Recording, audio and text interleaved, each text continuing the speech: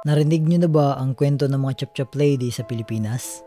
Ang kwento natin ngayon ay tungkol sa isa sa mga biktima ng karumal-dumal na krimen na tinaguriang The Second Chop-Chop Lady o The Elsa Castillo Story. Magagawa kayang pagdugtong-dugtungin ng mga pulis ang mga ebidensyang putol-putol upang mahanap kung sino at kung ano ang dahilan kung bakit nagawa niyang paghiwa-hiwalayin ang katawan ng kaawa-awang si Elsa. Kamusta? Welcome sa aking channel na kung saan aking ibabahagi ang totoong kwentong krimen. Ang bawat kwento ay aking inaral base sa mga sources ng kwentong aking napiling ibahagi sa aking tagapakinig. Bago ko po simulan ang kwento, gusto ko lang pong ipaalam na sobrang maselan at sensitibo ang nilalaman ng kwentong ito. Please skip my video kung hindi nyo po kayang pakinggan ang mga ganitong klaseng detalye. December 8, 1989 nang maikasal sa Elsa sa asawa nitong si Fred Castillo sa simbahan ng San Agustin Church na matatagpuan sa Intramuros, Manila. 7 taon din ang inabot ng kanilang relasyon bago ito humantong sa kasalan. Ang mag-asawa ay pansamantala munang nanirahan sa tahanan ng ina ni Elsa habang nag-iipon na mag-asawa upang makabili ng sarili nilang bahay. Gusto nang umalis ni Elsa sa tahanan ng kanyang ina dahil nahihiya na siya dito sa kanyang mga kapatid dahil ito daw di umano ang gumastos para sa kanila. Makalipas ang 1 taon, nakalipat na nga ang dalawa sa kanilang sariling bahay. Ang asawa nitong si Fred ay nagtatrabaho sa isang insurance company, ngunit sa kasamang palad, hindi ito nag-aabot ng pera kay Elsa. Dahil sa gastusin sa kanilang bahay katulad ng groceries at bills, di maitatanggi na nagiging dahilan ito ng away nilang mag-asawa.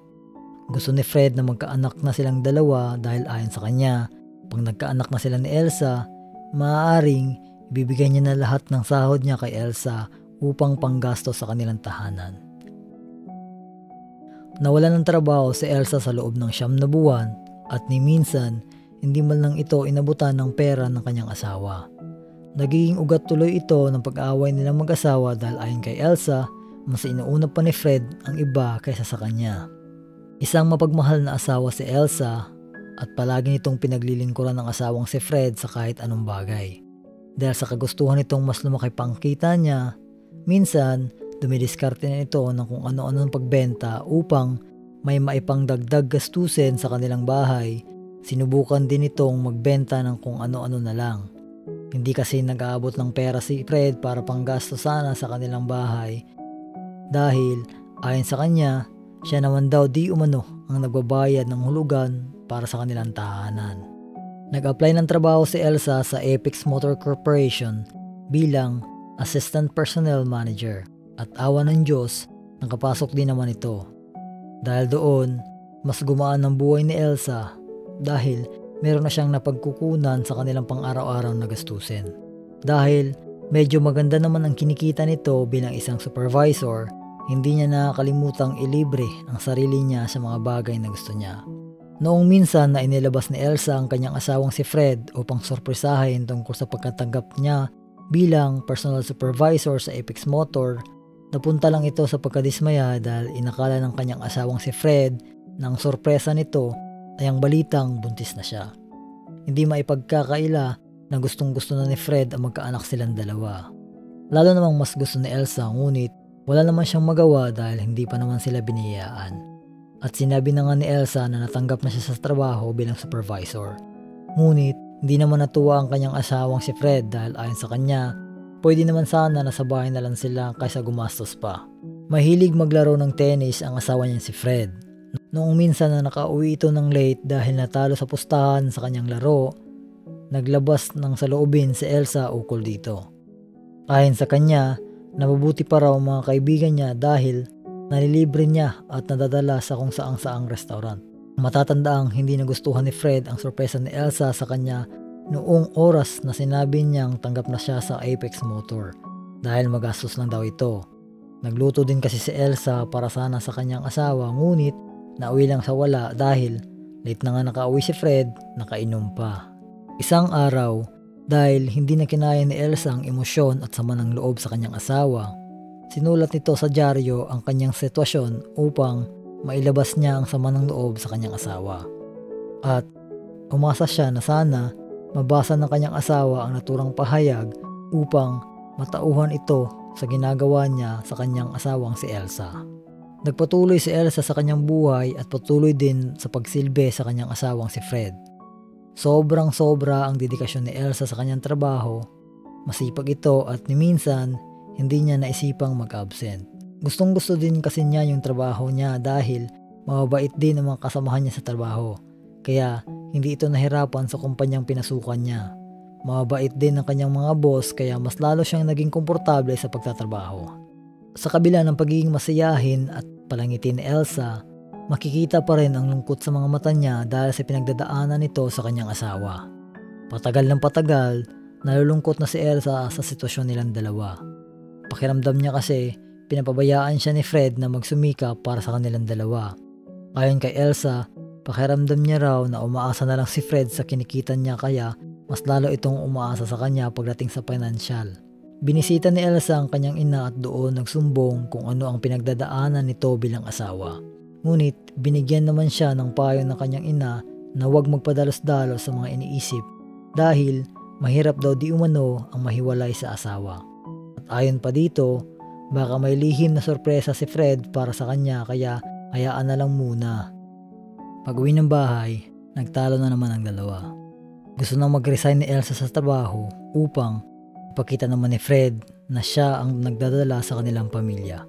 Kahit kasi 3 taon na silang kasal, inaasa pa rin ni Fred kay Elsa ang lahat ng gastusin sa bahay.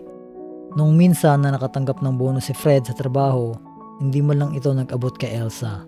Nagtalo ang dalawa dahil ayon kay Elsa, pera lang daw ang nasa utak ni Fred at hindi talaga siya mahal nito. Dahil sa kanilang pagtatalo, napagbuhatan ng kamay ni Fred si Elsa at dahil doon, umalis ito ng bahay at umuwi sa kanyang ina. Nag-alsabalutan si Elsa at iniwan niya si Fred. Gayunpaman, hindi naman siya pinabayaan ng kanyang ina. Pinaalalahanan siya nito na kahit papaano, kasal pa rin sila at pinag-isa sila ng Diyos. Pinaalala din dito na kung ano man ang desisyon niya, kailangan niya munang pag-isipan ito ng mabuti. At tuluyan na ngang nag-resign si Elsa sa kanyang trabaho. Isang araw, habang nakikipag-inuman si Fred sa kanyang mga kaibigan, nabanggit nito na baka may ibang kinalolokohang lalaki si Elsa kaya hindi pa ito bumabalik. Nagbanta itong si Fred na sana wag niyang gawin yan dahil pag nagkataon daw, mag-iingat daw silang dalawa sa kanya. Isang gabi, nagkita ang mag-asawa upang mag-usap ng masinsinan. Sinabi niya rito na hindi na siya masaya sa relasyon nilang dalawa dahil parati na lang silang nag-aaway. Isinumbat lang din ni Fred na mas magiging maayos ang relasyon nilang dalawa kung sana may anak na sila. At doon na nga sinabi ni Elsa na mas mabuti pang maghiwalay na lang silang dalawa.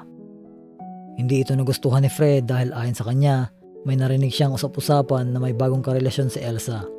At dahil doon, napagbuhatan na naman ng kamay ni Fred si Elsa kahit pa man nasa pampublikong lugar silang dalawa. Sa sobrang pahiya ni Elsa, tumakbo ito upang makatakas sa nag-iiskandalong si Fred. Doon ito nagtungo sa kanyang malapit na kaibigan para magtago. Sumugod naman si Fred sa bahay ng ina ni Elsa sa mga oras na yon. Nag-aapoy ito sa galit at buti na lang wala doon si Elsa kaya hindi sila nagpang-abot. Bago ito umalis ng bahay, nagbanta itong si Fred na ipaglalaban niya ng patayan si Elsa sa kahit kanino man.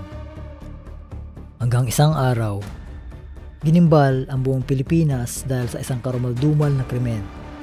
May natagpo ang putol-putol na bahagi ng katawan ng isang babae. Itinapon na magkahiwa-hiwalay ang ibang parte ng katawan nito. Ikinalat din ito sa iba't ibang lugar. Noong mga oras na yon, walang nakakaalam kung sino ito. Noong mga panahong yon, may dumulog sa mga otoridad upang isiwalat ang isang karumaldumal na krimen. Dinala niya ang mga pulis sa magkahiwa-hiwalay na lugar upang ituro ang putol-putol na bahagi ng katawan ng isang babae. Positibo niya ring kinilala na si Elsa Castillo ang babaeng putol-putol na basta na lang itinapon sa iba't ibang parte ng Luzon. Ayon din sa kanya, Kilala niya rin kung sino ang may gawa ng karumaldumal na krimen kay Elsa. Dito niya na isiniwalat ang kakilakilabot na nangyari kay Elsa Castillo. Ayon sa witness na si Demetrio Ravelo, ang boss niya raw ang may gawa ng krimen. Boss daw nilang dalawa ni Elsa. Ano nga ba ang nangyari kay Elsa? Sino ang boss na tinutukoy ng witness na si Demetrio at bakit ito nagawa sa kanya? Pagdugtong-dugtungin natin ang lahat ng detalye upang mas lalo nating maintindihan ang kwentong ito. Bago po ang lahat, maraming salamat po sa aming 200 subscribers. Sa mga bago naman po sa aming channel, huwag niyo pong kalimutan mag-subscribe para sa mga ganitong klaseng kwento. Warning, some viewers may find the following footage deeply disturbing. Matatandaan, nag-apply ng trabaho si Elsa sa Apex Motor. Doon niya nakilala si Stephen Mark Hunt na isang Amerikano at anak sa isa sa mga may-ari ng kumpanyang pinagtatrabahoan niya. Si Stephen ay nagtatrabaho din sa kumpanyang iyon, ngunit mas mataas ang posisyon nito kaysa kay Elsa. Unang araw pa lang ng tagpo nila, nagustuhan agad ni Stephen si Elsa. Si Stephen ay may asawa at anak, ngunit ayon sa kanya, divorce na raw ito at ang kanyang asawa at mga anak ay naninirahan sa Amerika. Kahit naman naramdam ni Elsa na may gusto ito sa kanya, wala itong magawa kundi pakisamahan dahil boss niya rin naman ito. Isang araw, nagkaroon ng company party ang trabaho ni Elsa at pagkatapos ng salo-salo, niyaya siya ni Stephen na lumabas kasama ang mga kaibigan nila. Ipinahatid din naman siya nito pagkatapos nilang kumain sa labas kasama ang driver nila. Kahit pa man alam ni Stephen na may asawa na si Elsa, porsigido pa rin itong ipakita ang nararamdaman niya.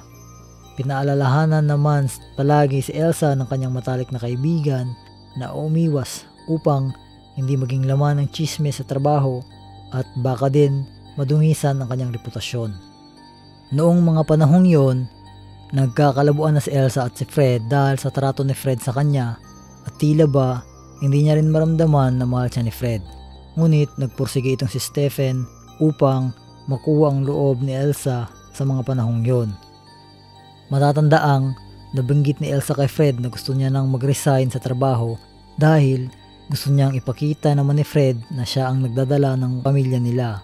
Ngunit nauwi lang ito sa away at napagbuhatan pa siya ng kamay. Tuluyan nang nag-resign sa trabaho si Elsa dahil ayaw niyang machismis ito sa kanyang trabaho. Napapansin na kasi ng mga katrabaho niya na may gusto ang kanilang boss kay Elsa. Dahil sa pag-resign ni Elsa, doon na nagsimulang opisyal na nanligaw si Stephen sa kanya. Paulit-ulit itong sinuyo si Elsa na sa mga panahong yon, gustong-gusto na rin niya kumuwala kay Fred. Dahil sa pakikitungo ni Stephen sa kanya, na tila ba'y itinuring siyang prinsesa, doon na nga nagsimula ang kanilang espesyal na relasyon. Nahulog na rin si Elsa sa kanya. Matatandaan na umalis si Elsa sa bahay nilang mag-asawang si Fred dahil napagbuhatan ito ng kamay ng kanyang asawa. Sa mga oras na yon, lihim din nakikipagkita si Elsa kay Stephen at dumadalas din ang kanilang paglabas at pagpunta sa resort ng pamilya ni Stephen sa Bataan. Nalaman ng magulang at mga kapatid ni Elsa ang tungkol kay Stephen. Hindi naman ito nagustuhan ng kanyang ina at sinabing layuan niya na ang lalaking yon dahil kasal pa rin siya kay Fred. Sinabi naman ni Elsa na hindi niya na maramdaman ang pagmamahal ni Fred at gusto niyang pag-ipunan ang panggastos upang ipaanal ang kasal nila ni Fred para tuluyan na siyang maging malaya. Matatandaan din na noong nagkita ulit sila ni Elsa at Fred upang mag-usap, napagbuhatan na naman ito ng kamay si Elsa kaya napatakbo ito sa matalik niyang kaibigan. Pinuntahan naman ni Stephen si Elsa doon sa bahay ng matalik niyang kaibigan upang kamustahin. Isiniwalat din ni Elsa na parang alam na raw ni Fred ang tungkol sa kanila. Gumugulo na rin daw ang buhay niya at nahihirapan na siya. Ngunit kahit ganun pa man, nagpatuloy pa rin ang relasyon nilang dalawa sa kabila ng gumugulo niyang sitwasyon. Sobrang mahal ni Stephen si Elsa. Pinakita niya kay Elsa na siya lang ang babaeng minahal niya sa mga oras na yon. At dahil doon, nagpatuloy ang relasyon nilang dalawa. Yun din ang akala niya, kaya mas lalo itong nahulog kay Stephen. Kahit gulong-gulo na ito sa mga nangyari sa kanyang buhay, pinili niya pa rin magpatuloy ang relasyon nila ni Stephen. Isang araw, nalaman ni Elsa na hindi pala totoong divorce si Stephen. Nalaman din nito na pauwi na ng Pilipinas ang asawa at mga anak nito upang magbakasyon ng 1 buwan. At dahil doon, nasira ang tiwala niya kay Stephen. Nasaktan ito dahil pakiramdam niya, niloko siya ng taong mahal niya. Doon na nga tinapos ni Elsa ang relasyon niya kay Stephen.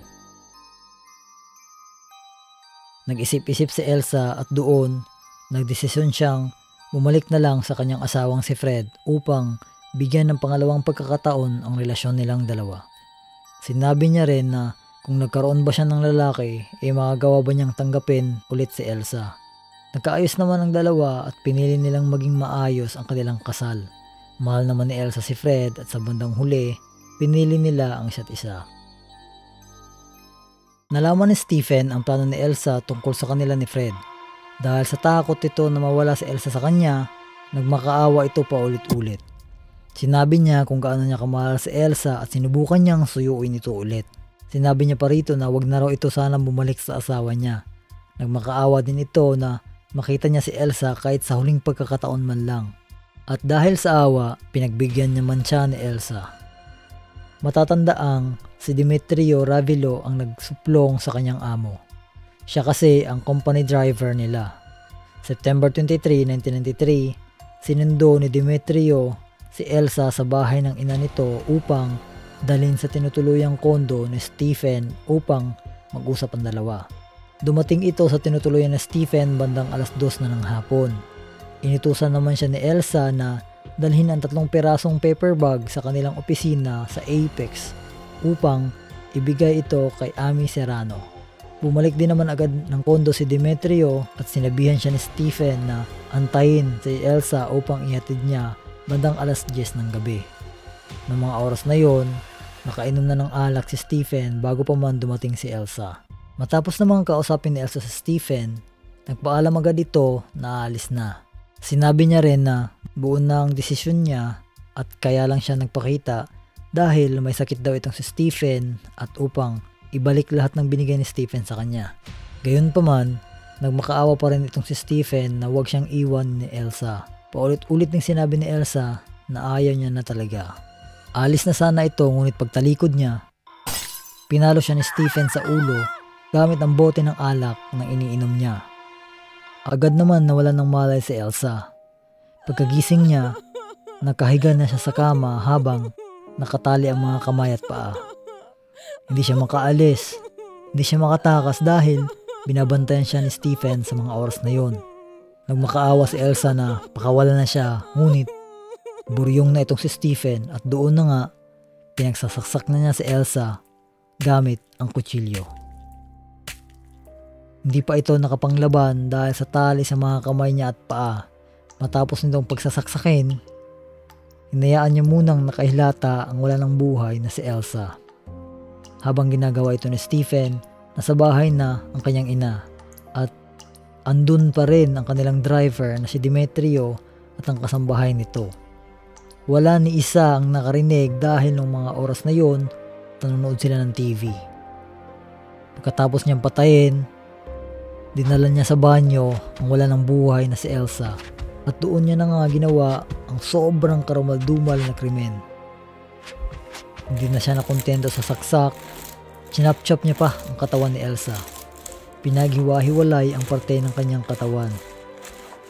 Noong September 25, 1993, bandang 12:30 ng tanghali, habang nagiinom itong si Stephen, naisipan niyang kausapin si Demetrio at tinanong nito kung ano na ang sitwasyon niya sa kanilang kumpanya. Tinanong nito kung malapit na ba daw maging regular si Demetrio sa kanila. Sabi naman ito na sa parating na Nobyembre ay magiging regular na ito.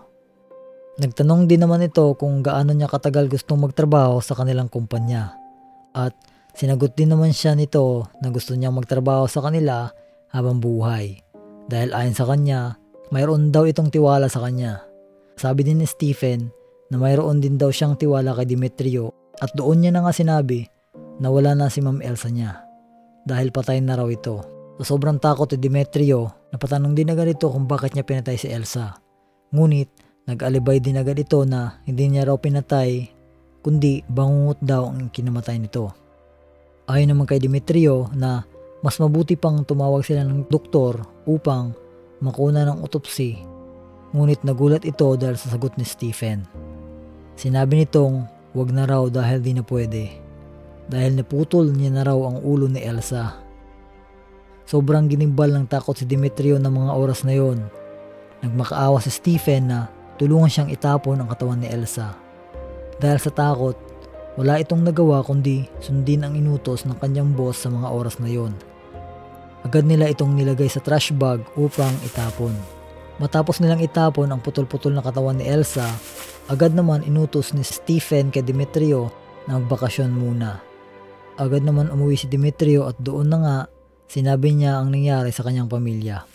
Pinuntahan agad nila si Fiscal Joey Diaz upang sabihin ang nangyari o ang nalalaman nito. At doon na nga nalaman ang mapait na sinapit ni Elsa Castillo sa mga kamay ni Stephen. Ayon pa rin sa sinumpaang salaysay ni Demetrio, September 23, 1993, sinundo niya si Elsa sa bahay ng kanyang ina dahil inutusan daw di umano ito ng boss niyang si Stephen. Dumating ito bandang alas 2 ng hapon sa kondo ni Stephen upang i-drop si Elsa. Ngunit, bumalik din agad ito ng kondo matapos niyang ihatid ang inutos ni Elsa at sinabihan siya ni Stephen na antayin si Elsa upang ihatid sana pagsapit ng alas 10 ng gabi. Ngunit ayon sa kanya, sumapit at lumipas ng alas 10 ng gabi, wala pa rin itong narinig tungkol sa boss niya si Stephen. Kinabukasan, napag-utusan pa ito ni Stephen upang bumili ng sigarilyo. Noong September 25, 1993, pinareport ito sa kondo ng boss niya. Doon siya pinapunta ni Stephen at pinabalik din naman ito ng Apex upang mag-follow up sa kanyang sahod. Naitanong ni Ami Serrano kung nasa kondo pa si Elsa sa mga oras na yon at sumagot din naman siya ng oo kahit hindi niya ba ito nakikita. Doon ay binigay na sa kanya ang garbage bag na hinihingi niya. Matapos niyang magpunta sa Apex, hinatid niya naman ang kasambahay na si Lucy sa Cubao at umuwi din agad ito para magbihis dahil pupunta daw umano sila ng Bagak, Bataan. Kinabukasan, pagbalik nito sa kondo, tinanong siya ni Stephen kung mayroon pa bang gasolina ang sasakyan nila. Inutusan din siya ni Stephen na gamitin ang gas slip ng Apex sa pagbili ng gasolina. Pagbalik nito sa kondo, doon naman ito tumambay sa servant quarter. At doon na nga siya kinausap ni Stephen tungkol sa biglaang katanungan nito kung kailan niya balak magtrabaho sa kanilang kumpanya. Ayon pa rin sa sinumpaang salaysay ni Demetrio, matapos sabihin ni Stephen ang nangyari kay Elsa, agad sila nagtungo sa Green Hills upang bumili ng malaking maleta na kulay itim at gray. Pagbalik nila sa kondo, tinulungan niya di umano si Stephen na ibalot ang pera-perasong katawan ni Elsa upang isilid sa mga bag na binili niya. Ayon pa rin sa kanya, nakumpirma niya ang pagkakilanlan ni Elsa noong dinampot niya ang ulo upang ilagay sa trash bag. Matapos nilang mailagay sa trash bag at maleta ang kaawa-awang si Elsa, agad silang bumiyahe papuntang Batangas at Tagaytay dahil yun ang inutos sa kanya ni Stephen. Pumunta din sila ng Santa Rosa, Laguna at noong malapit na sila sa may puting kahoy at silangan, inutusan ni Stephen si Demetrio na ihinto ang sasakyan upang itapon ang ibang parte ng katawan ni Elsa. Ayon din sa kanya, bumiyahe din agad sila papuntang Bataan. Bago pa man makarating ng Bagak, inutusan naman ni Stephen na ihinto ang sasakyan sa tapat ng tulay at doon may itinapon itong bag sa ilog. Noong nakaadaan ulit sila sa isa pang tulay, doon naman itinapon ni Stephen ang damit ni Elsa. May dinukot pa daw di umano sa Stephen sa bag at pinagpupunit o winasak niya ito bago itapon sa bintana. Itinapon niya rin ang Giordano bag ni Elsa sa Pilar, Bataan at noong nasa boundary na sila ng Bagak, Bataan, doon na itinapon ni Stephen ang short sleeve dress ni Elsa sa damuhang bahagi. Isa si Demetrio sa pinanghihinalaan dahil siya lang ang huling taong nakita na kasama si Elsa noong September 23, 1993. Siya kasi ang nagsundo kay Elsa sa bahay nito. Ngunit sa masusing investigasyon, napatunayan din na wala itong kinalaman sa krimen. Nakarating sila ng mansyon bandang alas 11 ng umaga sa Bagak, Bataan. Kinabukasan, inutusan di umano siya ni Stephen na linisan ang trunk na sasakyan upang hindi mangamoy. Bandang hapon, bumiyahe agad sila pabalik ng Maynila at ayon sa kanya, habang nasa biyahe ito, may sinisira daw di umanong ATM card si Stephen at itinapon sa bintana. Pagdating nila ng kondo, doon na nga inutusan ni Stephen si Demetrio na umalis muna upang magbakasyon. Pinuntahan agad nila ang lugar kung saan daw di umano nila tinapon ang mga putol-putol na katawan ni Elsa at lahat naman ng sinabi niya ay nagtugma. Dahil nasinumpa ang salaysay ni Demetrio na pagdugtong-dugtong ng mga otoridad ang pangyayari. At doon na nga naputol ang akala ni Stephen na makakatakas siya sa nagawa niyang krimen. Noong September 28, 1993, tuluyan na ngang inaresto ng mga pulis si Stephen. Naaresto ito sa parking lot ng Apex Motor Corporation. Doon, natuklasan din nila ang pangangamoy ng sasakyan ni Stephen. Nakita din ang bloodstain sa cobre kama nito. Nakita din sa crime scene ang strand ng buhok ni Elsa at sapatos na may marka ng dugo. Na-recover din ang mga bagay na itinapon ni Stephen at kinumpirma naman ng kapatid ni Elsa na sa kanya nga ang mga bagay na yun. Lumabas sa autopsy result ni Elsa na ang kinamatay nito ay dahil sa multiple stab wounds. Dahil dito, nagdesisyon ang Criminal Trial Court ng Pasig City, Branch 152 in Criminal Case Number 102,687 na ang suspect na si Stephen ay guilty beyond reasonable doubt sa kasong murder na may sentensyang reklusyon perpetua o panghabang buhay na pagkabilanggo. Noong November 2001, tuluyan na ngang naaresto sa Stephen sa kasong murder na may parusang reklusyon perpetua o life imprisonment or 25 years in prison. Ngunit, dahil nga raw sa good conduct na status nito sa loob ng kulungan, binawasan ito ng 6 na taon ang kanyang sentensya, kaya nung umabot ito ng 19 na taon sa kulungan, tuluyan na nga itong nakalaya noong December 27, 2012. Pagkatapos ng 2 buwan mula nung makalaya ito, inutos ng Bureau of Immigration ang pagpapadeport sa kanya pabalik ng Amerika. Noong February 28, 2013, tuluyan na ngang nakaalis ng Pilipinas si Stephen. Nang dahil kay Demetrio Ravelo, napagdugtong-dugtong ang lahat ng pangyayari upang mabuo ang desisyon ng korte laban sa akusadong si Stephen Mark Whisenhunt. Hindi man nabuo ang pagkumpleto nitong pagdusahan ang parusang reklusyon perpetua, kahit papano ay nabigyan ng hustisya ang kaawa-awang biktima na si Elsa Castillo na mas kilala bilang The Second Chop Chop Lady.